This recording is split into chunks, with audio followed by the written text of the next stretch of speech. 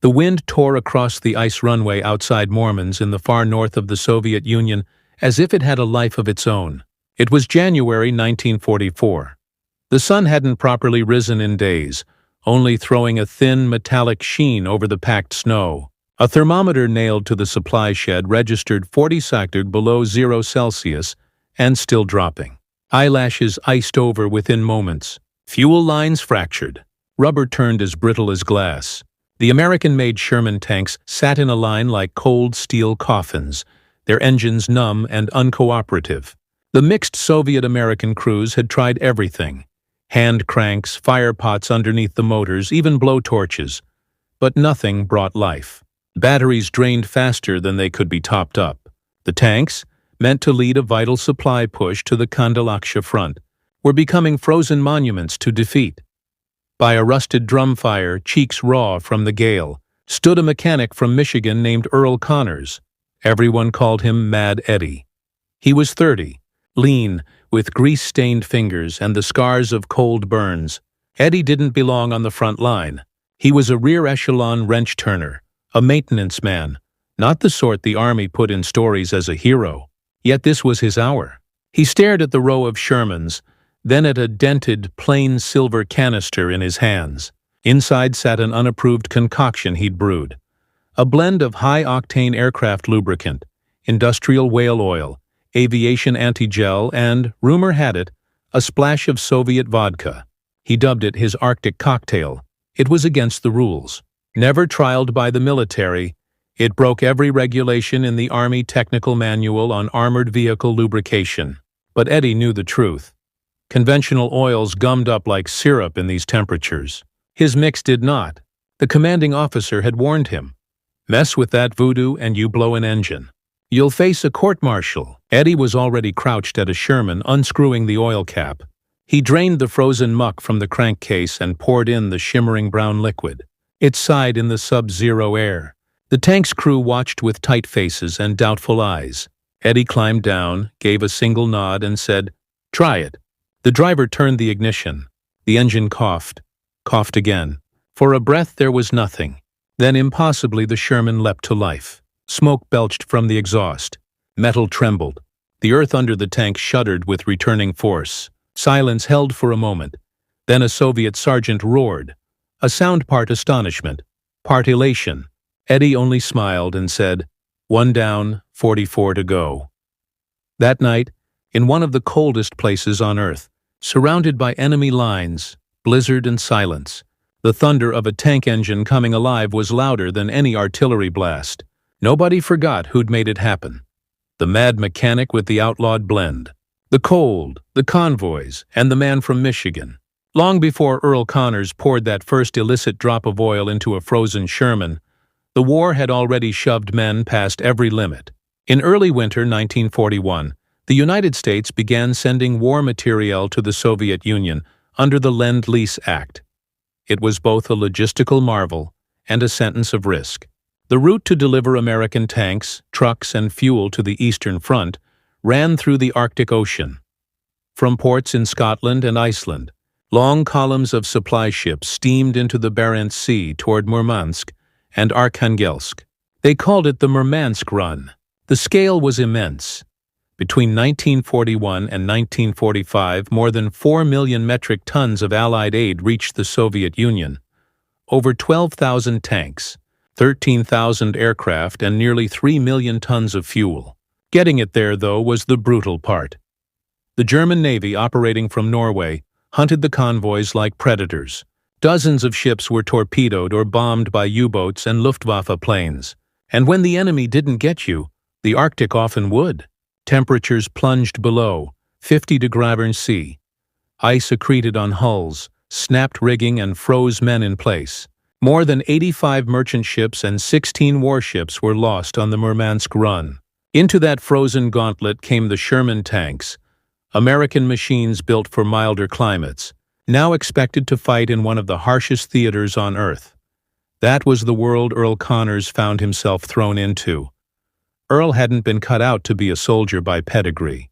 He was the third son of a foundry worker in Iron River, Michigan, a place where winter arrived early and lingered. He left high school, apprenticed as a mechanic, and earned a reputation for taking chances with engines. Local lore claimed he once rebuilt a tractor transmission using only bicycle parts and chewing gum.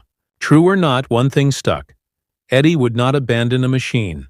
In spring 1942, he was drafted and assigned to the 3rd Armored Logistics Trains, a maintenance and recovery unit tasked with keeping armored columns moving through hostile country. He fought first in North Africa, then in Sicily, and eventually found himself stationed at a rear support base in Iceland, where the cold became something altogether different. It was in one savage winter there that he observed an odd and dangerous pattern. The tanks under his charge wouldn't fire up, not from worn parts but because their oils had congealed into a paste inside the engine blocks. This wasn't a failure of design so much as a failure of chemistry. Ordinary lubricants simply couldn't cope with such temperatures. Eddie began to tinker.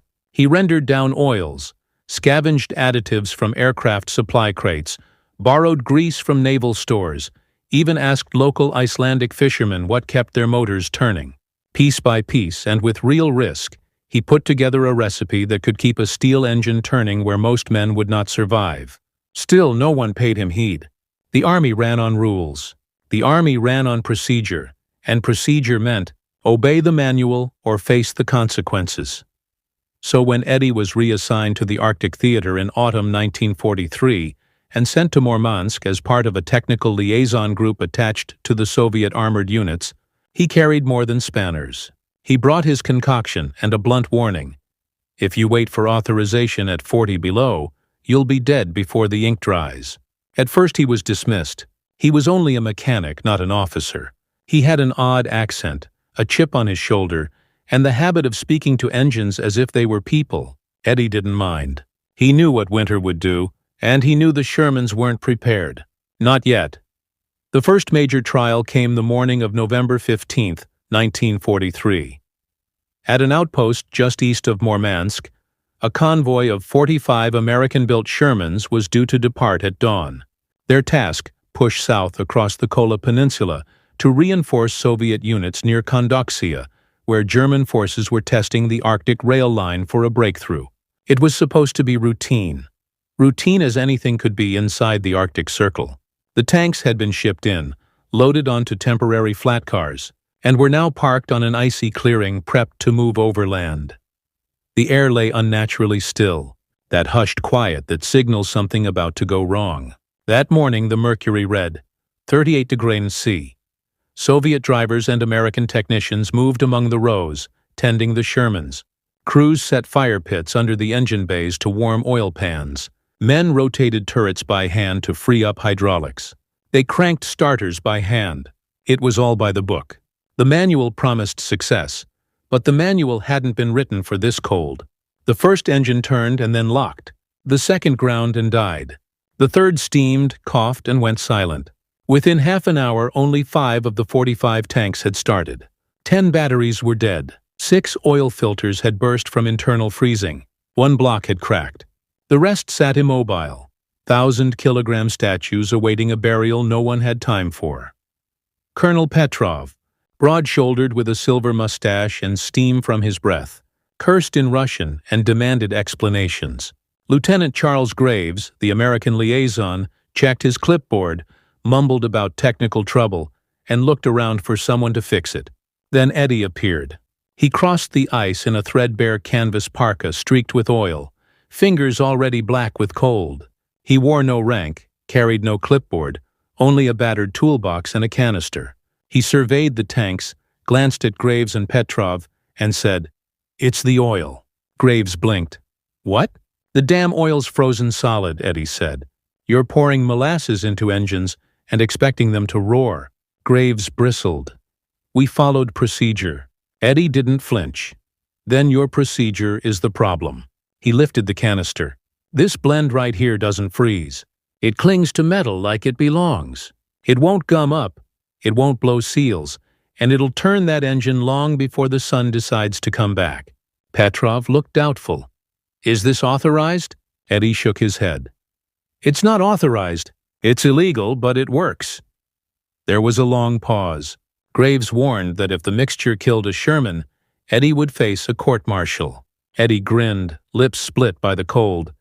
"If I don't pour it in, you won't have any Shermans left to court-martial."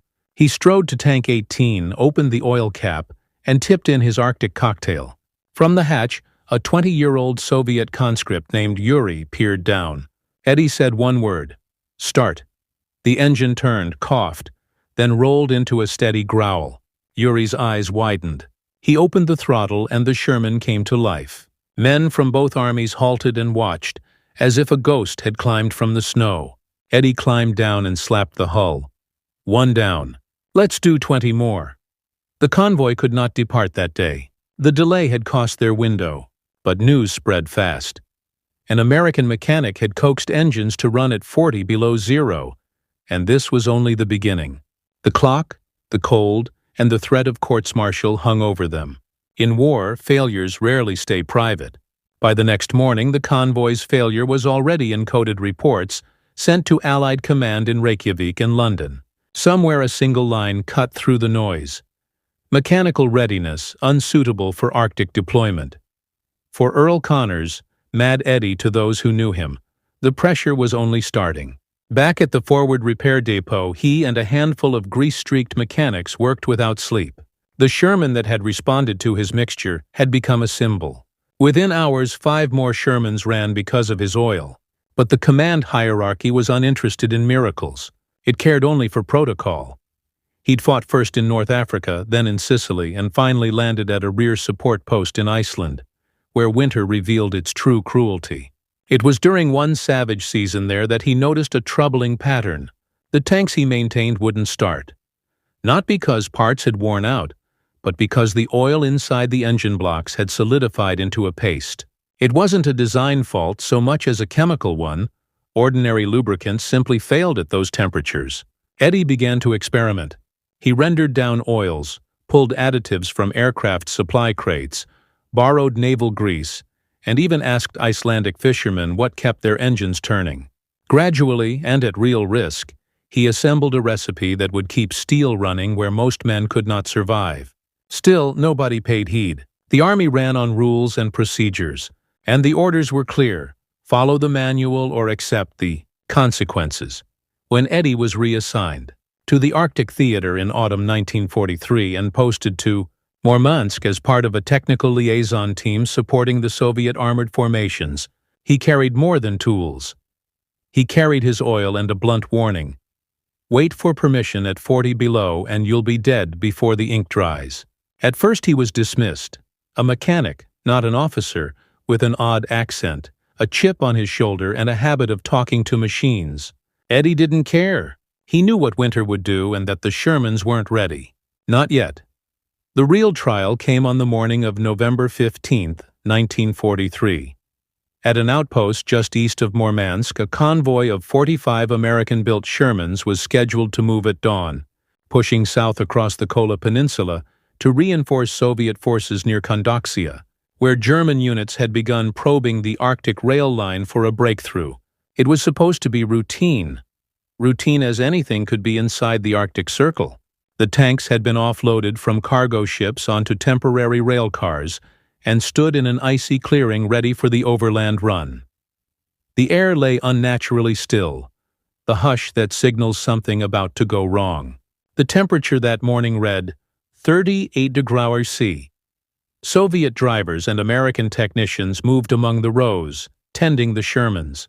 Crews set fires beneath engine bays to warm oil pans, rotated turrets by hand to free hydraulics, and cranked starters manually. It was by the book.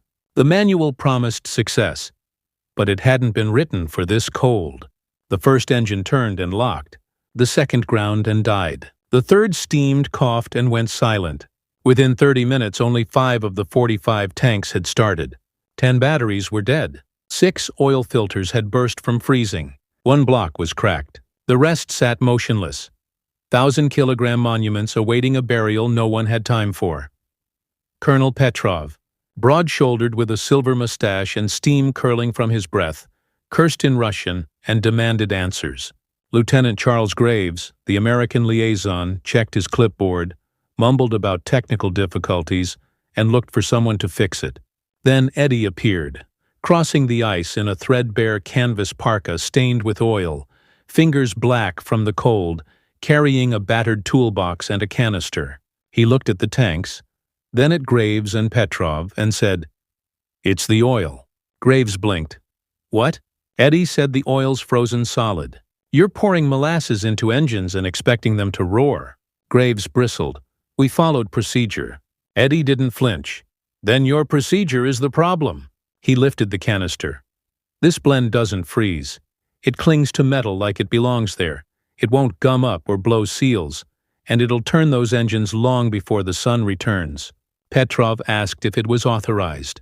Eddie shook his head. "Not authorized, illegal, but it worked."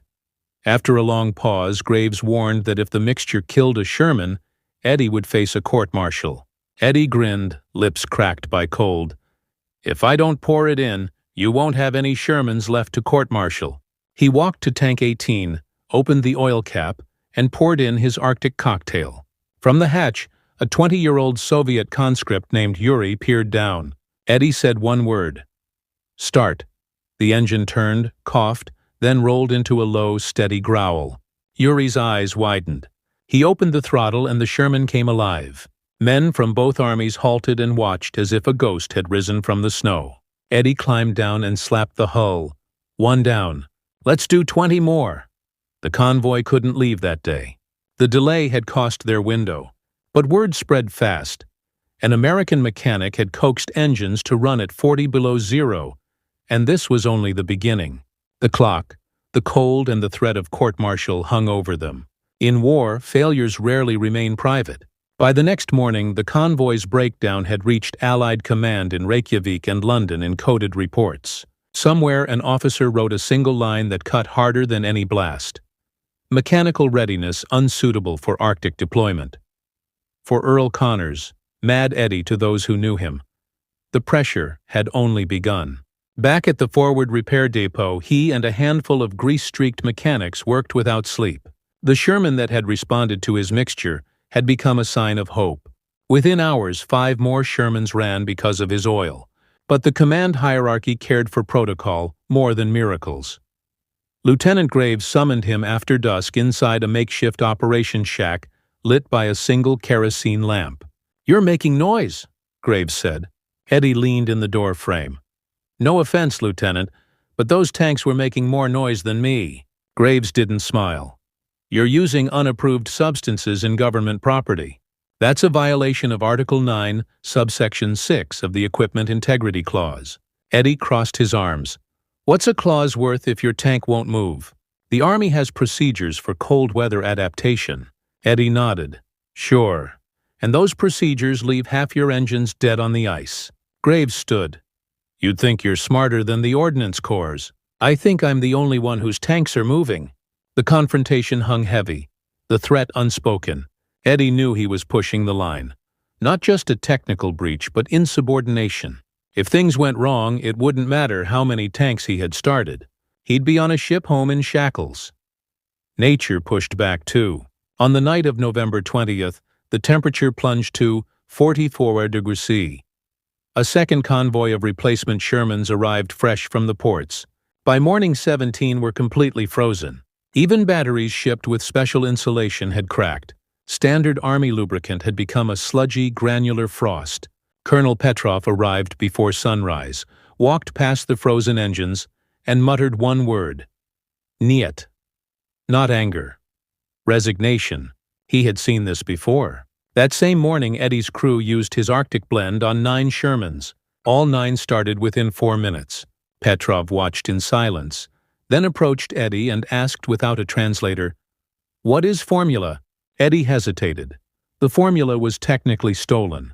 A Frankenstein mix of Army aircraft oil, Navy ship grease, and industrial antifreeze taken from a downed weather station. The ratios were guesswork, testing non-existent, but it worked. "I call it Michigan Gold," Eddie said. Petrov laughed. The first time anyone had heard him laugh in months. "Tastes like vodka," someone said. "No," Eddie replied. "It tastes like victory." Not everyone was laughing. That afternoon, a courier from base command delivered a sealed envelope. a formal inquiry summoning Eddie before a disciplinary board for use of unauthorized materials. He read the letter, folded it, slipped it into his coat, and trudged back into the snow. 22 tanks still wouldn't start, and the Germans drew closer each day.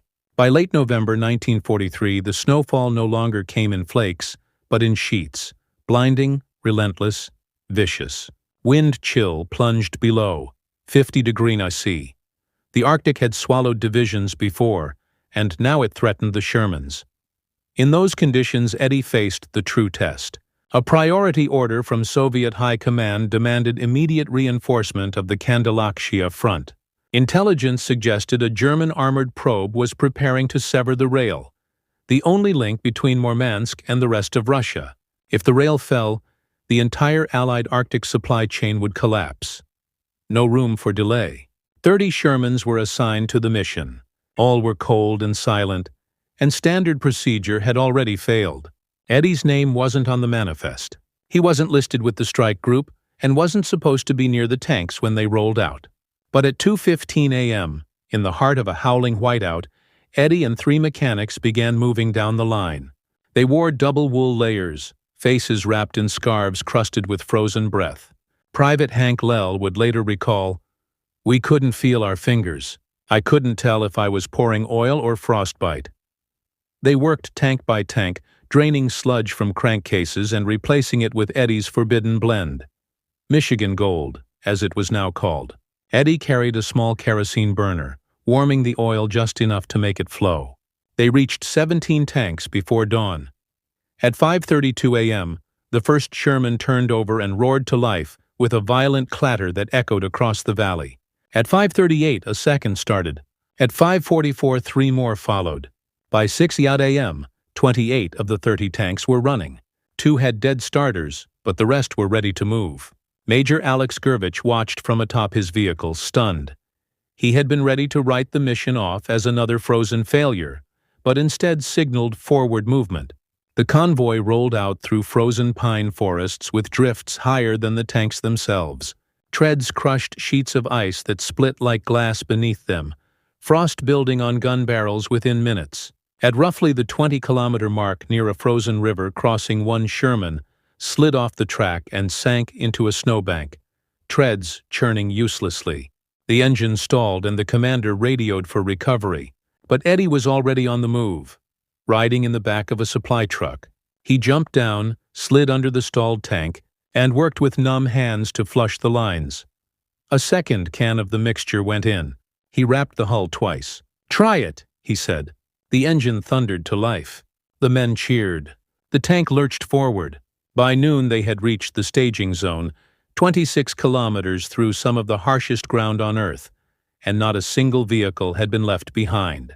That evening, sharing black bread and stewed potatoes in a Soviet field tent, Major Gurvich lifted his cup to Eddie. "You," he said, halting in English, "made the impossible happen." But back at Murmansk headquarters, the disciplinary letter still waited on the desk of a senior American logistics officer. It had not been torn up or dismissed. Eddie might have rescued the convoy, but he remained in breach of regulations, and winter was only getting fiercer. The rules of war and the war on rules continued to collide. The success of the Kandalakshia run should have meant praise, medals, maybe promotion. But for Earl Mad Eddie Connors, it meant a summons. 2 days after the tanks arrived, a black-covered Willys Jeep rolled into the depot carrying a major from U.S. Army Ordnance Command, flown in from Reykjavik. His wool was freshly pressed and his face unreadable like carved stone. Eddie was hauled into a portable command hut for questioning. The major never raised his voice or insulted him. He did something colder. He read regulations aloud. "Army Technical Manual No. 9, Paragraph 12, he recited. "Only oils listed on the approved cold-weather lubricant chart may be used in field-deployed armored engines. Deviations are procedural breaches." Eddie folded his arms, snow still clinging to his coat. "How many Shermans have you started at 45 below?" he asked. The major did not flinch. "That is irrelevant. Your actions endangered government property. If an engine had cracked, you would face charges." Eddie replied that had he not acted, none of the engines would have turned, and the Germans could already be halfway to the railhead. Rank and logic did not align. Eddie had no insignia. The major left with no fanfare, but the word spread. Eddie's methods were under formal review. Technicians were ordered to stop using non-standard lubricants until the investigation concluded. That night, Eddie returned to the depot. His crew waited at the oil shed. "What now?" Private Lell asked. Eddie said nothing. He stared at the steel drums stacked along the wall, half full of his Arctic blend, then out to the row of Shermans in the yard. The temperature was already falling again. The wind was strengthening. In 3 days, another operation was planned, this time south toward Laki, where Soviet scouts had reported a concentration of German artillery near the rail yards. Eddie knew the likely outcome. Tanks would freeze, fuel systems clog, the mission stall, and some young crewman, Yuri or Joe, would die in the snow not from enemy fire, but from red tape. Then a twist. At 04, the following morning, a Soviet technician slipped into the oil shed with a request. Colonel Petrov had quietly asked for Michigan gold for a battalion of T-34s. Eddie hesitated. Saying yes was doubling down. Discovery would mean more than an inquiry. It might end his military career. He also knew the T-34s were due to depart before dawn, and without the blend, they might never roll. He handed over 3 canisters. "No questions," he told the tech, "and keep them warm." Within 2 hours, the Soviet column was rolling, and every engine started on the first turn. By sunrise, American officers were asking how the ban had been breached. Someone had used the oil. Suspects were few. The oil that resisted freezing and the secret that wouldn't stay hidden. Attempts were made to suppress it. The oil, the outcomes, the man behind them. But the Arctic had its own way of revealing truths. 2 days after the covert T-34 deployment reports reached the Soviet post at Louis, the tanks had arrived intact. Not a single engine had failed or vehicle been abandoned. They had traversed 80 kilometers of sub-zero wilderness in under 12 hours, a feat previously deemed impossible. Now everyone wanted answers. Colonel Petrov kept his counsel. His officers were silent. The Soviet techs who received the oil called it a standard winter grade, but whispers in the U.S. liaison office named it Eddie's blend. The next morning, Eddie was summoned back to headquarters, not for rebuke, but for a private meeting. Behind closed canvas doors, the same ordnance major spoke more carefully. "We've reviewed your field results," he said. "While your methods were unorthodox, your effectiveness has been noted." Eddie arched an eyebrow. Translation: "We want the formula but won't say thank you." The major didn't deny it. "We're prepared to run formal tests. If your blend meets safety standards, it may be adopted as a cold weather variant, but you'll still be documented for using it without permission." "That's a separate matter." Eddie offered a wry, bitter smile.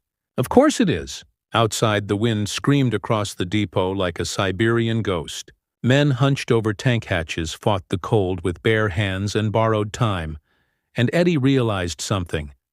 This wasn't merely about one engine or one man or even a single campaign. It was about authority. The bureaucracy insisted on correctness even when it was plainly wrong. If a grease-stained mechanic from Michigan could fix a problem that confounded whole engineering staffs, what did that imply about the system itself? That evening, a Soviet officer slipped quietly into Eddie's bunk and left a small envelope. Inside was a brief handwritten note from Colonel Petrov. 4 words in Cyrillic and English. "You kept us moving." That night, Eddie made a choice. He opened a crate, pulled out 5 canisters of his Arctic blend, and rolled them to the edge of the Soviet motor pool. No paperwork, no signatures, just oil, waiting for the next convoy. He turned to Private Lell and said, "We do the job, even if they pretend we didn't." The following morning, 16 more tanks departed Murmansk and fired on the first turn. Nobody applauded, nobody saluted, but in the frozen hush, the engines spoke for themselves. By January 1944, the Arctic had sunk to depths unseen in decades. Winds off the Kara Sea howled at 70 kilometers an hour. Snow-buried supply trucks. Batteries split like shells. Men who nodded off in the cold for more than a quarter hour risked never waking. Still the Shermans kept moving. Week after week, More tanks, quietly and without ceremony, reached the front fitted with Eddie's illicit oil. The mixture had no official label, no NATO designation, but among the crews it earned a name: Mad Oil. The numbers were telling. Before the blend, failure to start in Arctic conditions hit American tanks as high as 40%. After Eddie's formula was slipped into selected units, that figure plunged below 7%. Mission delays were halved. Engines lasted longer. Fuel that had been wasted idling to keep warm was saved, because tanks no longer needed to run for hours. Most important of all were the lives saved. Every machine that turned on time meant a crew not left to die in the snow. Every working engine kept supplies moving, and every meter gained in deep freeze took ground from the Germans. Through it all, Eddie stayed the same. Not a celebrated figure, not an officer, just a mechanic with a stained coat quietly doing what the manuals said could not be done. One afternoon he sat by an empty drum watching smoke rise from depot chimneys, hands rubbed raw, beard rimed with ice, guarding a thermos of tepid coffee that tasted faintly of diesel. Private Lell came up and asked what everyone wondered. Why not claim credit? Why fight the charges and prove you were right? Eddie didn't look up. Because then they'd own it, he said. They'd put my name in a report, tweak a footnote in the manual, and act like it was always part of the plan. This wasn't about being vindicated. It was about getting the work done. A frozen tank doesn't care who gets praise. It only cares that it moves. Lell nodded, then added softly, "Still feels like they owe you." Eddie allowed a small smile. "They do," he said, "but I didn't do it for them." That night another convoy rolled out. 32 Shermans, 2 T-34s, a string of fuel trucks, into 46 degrees below zero. Every engine fired on the first try. Somewhere behind the column, the man who'd made it possible hunched over a frozen gearbox, whispering to steel like it had a pulse.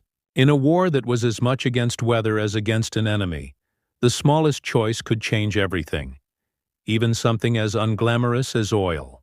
History often moves to the sound of cannon and treaties and blood-stained victories, but beneath that thunder there is another, softer noise. The steady hum of an engine that should not have started, kept alive by someone who refused to give up. That was Earl "Mad Eddie" Connor's contribution.